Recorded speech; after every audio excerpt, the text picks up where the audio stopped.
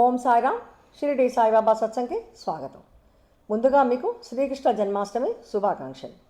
బాబా తన భక్తులకి వివిధ మార్గాల్లో జ్ఞానాన్ని అందించేవారు.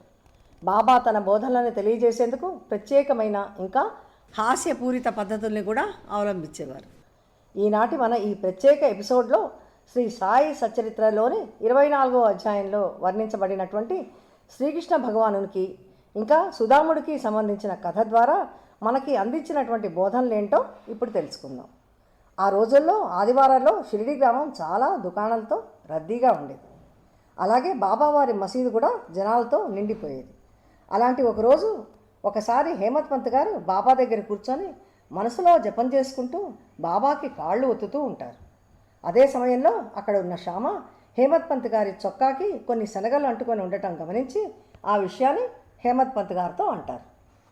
అది విని హేమత్ పంత్ గారు తన చేతిని నిటారుగా చేస్తారు. అప్పుడు ఆయన చొక్కాలో నుంచి మరికొన్ని శనగ గింజలు రాలి కింద పడతాయి. ఇదేంటి ఇలా శనగలు రాలి పడుతున్నాయి అని అక్కడ ఉన్న వాళ్ళందరూ ఆశ్చర్యంతో ఉత్సాహంతో వాటిని ఏరుకోవటం మొదలు పెడతారు. ఇలా శనగలు హేమత్ పంత్ గారి చొక్కాలోకి ఎలా వచ్చుంటాయి అని అందరూ ఊహించుకోవడం మొదలు పెడతారు. హేమత్ పంత్ గారిని అడిగితే ఆయన కూడా చెప్పలేకపోతారు. అప్పుడు బాబా హేమత్ పంతును ఆట పట్టిస్తూ హాస్యభరితంగా, హేమత్ పంత్కు ఎవరికీ పెట్టకుండా ఒక్కడు తినే అలవాటు ఉందని అంటారు బాబా. అందుకే ఈరోజు తను ఒక్కడే శనగలు తింటూ ఇక్కడికి వచ్చాడు. ఇతని సంగతి నాకు తెలుసు. ఈ శనగలే దానికి నిదర్శనం. ఇందులో ఆశ్చర్యపడాల్సిందేముంది అని అంటారు బాబా. బాబా అన్న మాటలకి హేమత్ పంత్ గారు ఒప్పుకోరు. బాబా, నేను ఎప్పుడూ ఒక్కడనే తినలేదు, పక్కనున్న వాళ్ళకి పెట్టి మరీ తింటాను అని అంటారు హేమత్ పంత్ గారు. అప్పుడు బాబా అంటారు, నీ పక్క ఎవరైనా ఉంటే ఇస్తావు, ఎవరైనా పక్కన లేనప్పుడు ఏం చేస్తావు, నువ్వు ఒక్కడివే తింటావు కదా అని అంటారు బాబా. కానీ నువ్వు తినే ముందు నన్ను స్మరిస్తున్నావా? నేనెప్పుడు నీ పక్కనే లేనా? నీవేమైనా తినే ముందు నాకు సమర్పిస్తున్నావా అని అంటారు బాబా. అంటే ఏదైనా తినే ముందు తనకి సమర్పించాలని బాబా తెలియజేస్తున్నారు.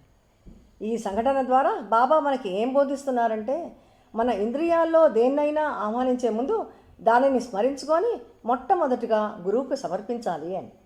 అలా చేయడం వల్ల ప్రాపంచిక సుఖాల పట్ల మనకున్న అనుబంధం తగ్గుతుందని, కోరికలు, కోపం, దురాశ వంటి మన ఆలోచనలు పరిశుద్ధమవుతాయి అని.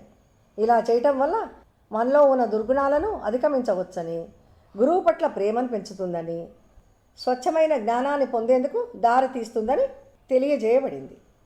గురువు ఇంకా భగవంతుడు ఒక్కటే అని అంటారు బాబా. గురువుని భక్తితో సేవించడం వల్ల ఆత్మ సాక్షాత్కారం, శాంతి, చివరికి మనం ప్రాపంచిక చింతల నుండి వేరు చేసే శాశ్వతమైన ఆనందాన్ని పొందవచ్చునని బాబా ఇక్కడ బోధిస్తున్నారు. ఈ సంఘటనని శ్రీ సాయి సచ్చరిత్రలో వివరిస్తూ హేమత్ పంత్ గారు ఇలాంటి సంఘటనే ఇంకొకటి శ్రీకృష్ణ భగవానునికి ఇంకా సుధాముడికి సంబంధించిన కథను తెలియజేస్తున్నారు. శ్రీకృష్ణ జన్మాష్టమి సందర్భంగా ఈ కథ ద్వారా హేమత్ పంత్ గారు మనకి తెలియజేసినటువంటి బాబావారి బోధన ఏంటో ఇప్పుడు సంక్షిప్తంలో గుర్తు చేసుకుందాం. ఒకసారి శ్రీకృష్ణుణ్ణి, ఆయన అన్న బలరాముణ్ణి ఇంకా సుధాముణ్ణి వారి గురువైనటువంటి సాందీపుల వారు కట్టెలు తీసుకురమ్మని అడవికి పంపిస్తారు. కొద్దిసేపటి తర్వాత శ్రీకృష్ణుడు అలసిపోయి సుధాముడి తొడ మీద తలబెట్టి పడుకుంటారు.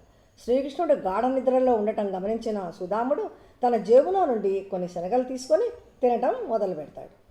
శ్రీకృష్ణుడు సర్వాంతర్యామి గనుక అప్పుడు సుధాముడిని, ఏం తింటున్నావు, ఏదో తింటున్న శబ్దం వస్తోంది అని అంటారు. అప్పుడు సుధాముడు తను ఏమీ తినటం లేదని అబద్ధం చెప్తాడు.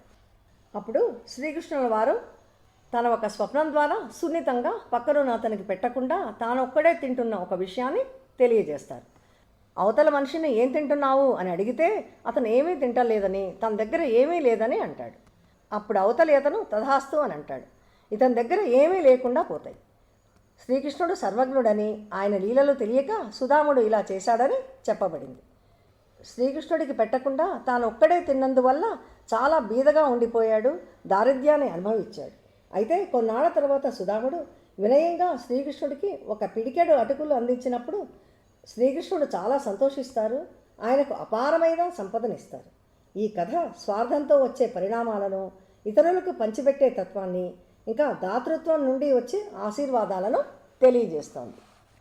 నా విషయానికి వస్తే శ్రీ సాయి సచ్చరిత్రలో వివరించినట్టుగా నేను వ్యక్తిగతంగా ఎప్పుడూ ఈ పద్ధతే పాటిస్తూ ఉంటాను. నేను తినడానికి ముందు ఏది తిన్నా ముందుగా బాబాను గుర్తు చేసుకొని బాబాకు సమర్పించిన తర్వాతే తినటం చేస్తాను.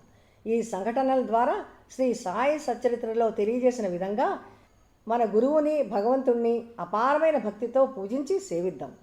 మన జీవితాల్లో శాంతిని ఇంకా ఆనందాన్ని పొందుదాం. బాబా మనకు అందించినటువంటి అతి అమూల్యమైన బోధనలను పాటించి ఆయన అనుగ్రహాన్ని, ఆశీర్వాదాన్ని ఎల్లప్పుడూ పొందుదాం. వచ్చే ఎపిసోడ్లో బాబా వారి మరొక అద్భుత ఆశీర్వాదంతో కలుద్దాం. ఓం సాయిరామ్.